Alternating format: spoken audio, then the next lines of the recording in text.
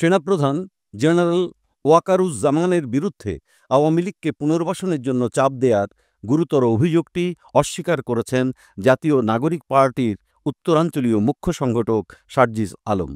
একই সঙ্গে ১১ই মার্চ সেনাপ্রধানের সঙ্গে সাক্ষাৎ নিয়ে হাসনাত আবদুল্লার দেওয়া ফেসবুক পোস্টের বিরোধিতা করেছেন তিনি। হাসনাতের ওই পোস্টে কিছু জায়গায় সংযোজন ও বিয়োজন এনেছেন সার্জিস আলম পোস্টটিতে বলেন, সেদিন আমি এবং হাসনাত সেনাপ্রধানের সঙ্গে গিয়ে কথা বলি। আমাদের সঙ্গে আমাদের দলের গুরুত্বপূর্ণ আরেকজন সদস্যেরও যাওয়ার কথা ছিল, কিন্তু যাওয়ার পূর্ব মুহূর্তে ব্যক্তিগত সমস্যার কারণে তিনি যেতে পারেননি।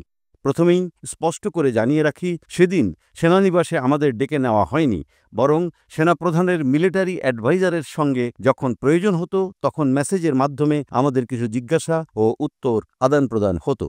যেদিন সেনাপ্রধান পিলখানা হত্যাকাণ্ড দিবসে অনেকটা কড়া ভাষায় বক্তব্য দিলেন এবং বললেন, এনাফ ইজ এনাফ, তখন আমি সেনাপ্রধানের মিলিটারি অ্যাডভাইজারকে জিজ্ঞেস করি, আপনাদের দৃষ্টিতে অনাকাঙ্ক্ষিত কিছু দেখছেন কিনা। সেনাপ্রধানের বক্তব্য তুলনামূলক স্ট্রেইট ফরওয়ার্ড এবং হার্শ মনে হচ্ছে। তিনি আমাকে বললেন, তোমরা কি এই বিষয়ে সরাসরি কথা বলতে চাও? আমি বললাম, বলা যেতে পারে।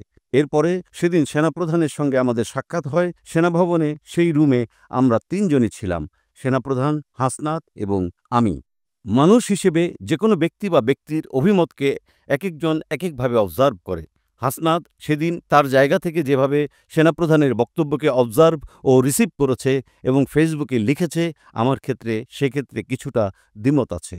আমার জায়গা থেকে আমি সেদিনের বক্তব্যকে সরাসরি প্রস্তাব দেওয়ার আঙ্গিকে দেখি না, বরং সরাসরি অভিমত প্রকাশের মতো করে দেখি।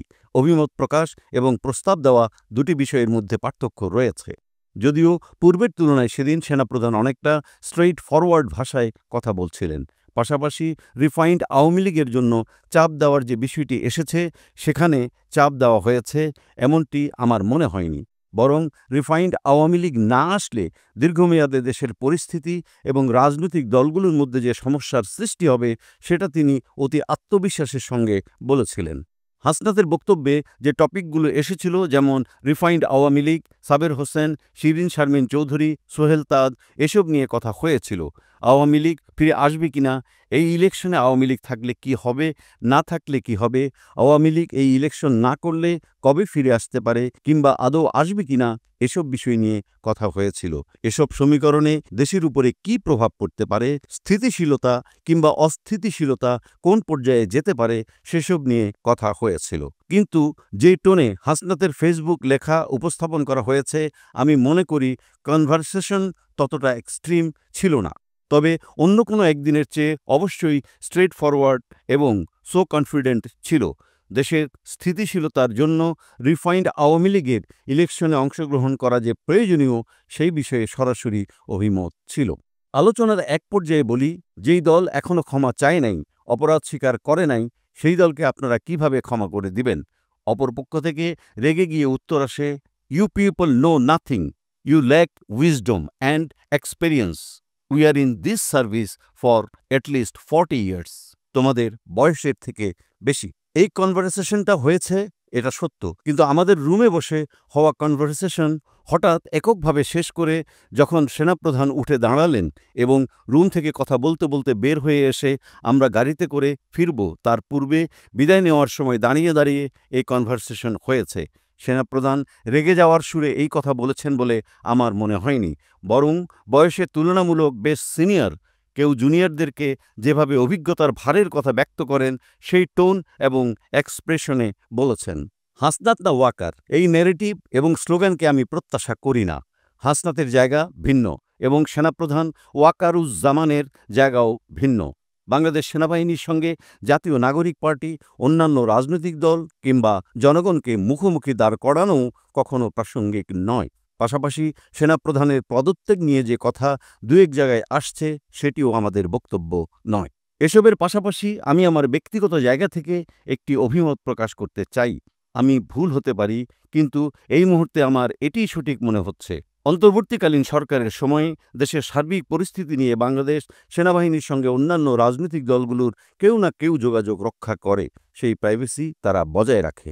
আমাদের সঙ্গে সেনাপ্রধানের যে বিষয়গুলো নিয়ে কথা হয়েছে সেগুলোর সঙ্গে আমাদের সরাসরি দ্বিমত থাকলেও আমরা সেগুলো নিয়ে আমাদের দলের ফোরামে বিস্তারিত আলোচনা করতে পারতাম, সিদ্ধান্ত নিতে পারতাম, সে অনুযায়ী কর্মসূচি বাস্তবায়ন করতে পারতাম, কিংবা অন্যান্য রাজনৈতিক দলগুলোর সঙ্গে আলোচনার মাধ্যমে ঐক্যবদ্ধ সিদ্ধান্ত গ্রহণ করে আওয়ামী লীগের যে কোনো ভার্সনের বিরুদ্ধে এখনকার মতোই রাজপথে নামতে পারতাম।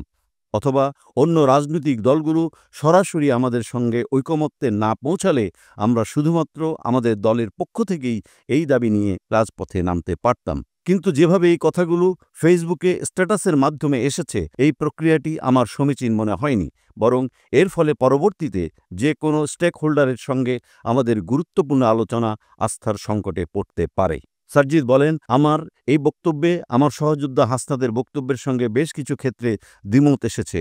এটার জন্য অনেকে আমার সমালোচনা করতে পারেন, কিন্তু আমি বিশ্বাস করি আমাদের ব্যক্তিত্ব স্রোতে গা ভাসানোর মতো কখনোই ছিল না বলেই আমরা হাসিনার রেজিমের বন্দুকের সামনে দাঁড়িয়ে গিয়েছিলাম। আজও কেউ হাসনাতের দিকে বন্দুক তাক করলে তার সামনে দাঁড়িয়ে যাওয়ার কমিটমেন্ট আমাদের আছে, কিন্তু সহযোদ্ধার কোনো বিষয় যখন নিজের জায়গা থেকে সংশোধন দেওয়ার প্রয়োজন মনে করি তখন সেটাও আমি করব। সেই বিবেকবোধটুকু ছিল বলেই 6ই জুন প্রথম যেদিন শহীদ মিনারে কয়েকজন কোঠাপ্রতার বিরুদ্ধে দাঁড়িয়ে যায় তাদের মধ্যে সামনের সারিতে আমরা ছিলাম। আমি বিশ্বাস করি আমাদের এই বিবেকবোধের জায়গাটুকুই আমাদেরকে সঠিক পথে রাখবে। আত্মসমালোচনা করার এই মানসিকতাই আমাদেরকে আমাদের কাঙ্ক্ষিত গন্তব্যে নিয়ে যাবে।